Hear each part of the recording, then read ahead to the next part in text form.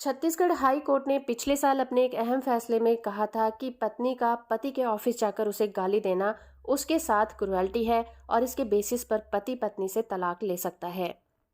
मामला है श्रीमती नलिनी मिश्रा वर्सेस सुरेंद्र कुमार पटेल का और इस केस की सुनवाई जस्टिस गौतम भादुड़ी और जस्टिस राधा किशन अग्रवाल की बेंच कर रही थी। छत्तीसगढ़ हाई कोर्ट ने अपने इस अहम फैसले को सुनाते हुए एक विशेष टिप्पणी की और ये कहा कि समाज में किसी भी ऐसे काम से जिससे किसी परिवार की इमेज खराब होती है वो उसके साथ क्रुएल्टी माना जाएगा।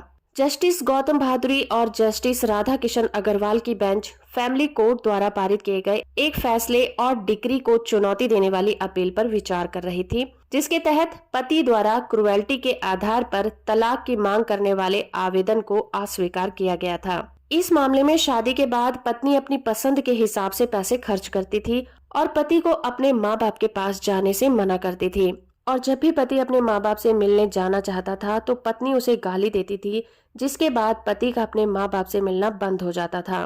तलाक की डिक्री फैमिली कोर्ट में पति ने दायर की थी। फैमिली कोर्ट ने क्रुएल्टी के आधार पर तलाक की डिक्री को मंजूरी दे दी थी। हाई कोर्ट में पत्नी ने अपने बचाव में कहा कि वो फाइनेंशियली स्टेबल है और पति का उस पर आरोप लगाना कि वो पैसों के लिए पति में दिलचस्पी लेती थी पूरी तरह से झूठ है। और कोर्ट में पत्नी के बयान से पता चलता है कि पति ने उसके साथ क्रुएल्टी की है और तलाक लेने के लिए झूठे सबूत भी जुटाए हैं।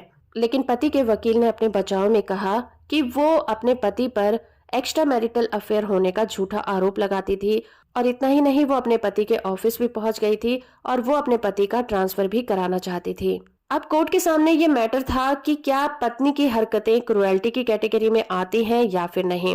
बेंच ने कहा कि सबूतों को देखते हुए पता चलता है कि पत्नी बहुत छोटे छोटे मुद्दों पर भी पति को गाली देती थी, जिसकी वजह से पति ने कई बार शिकायत भी की थी।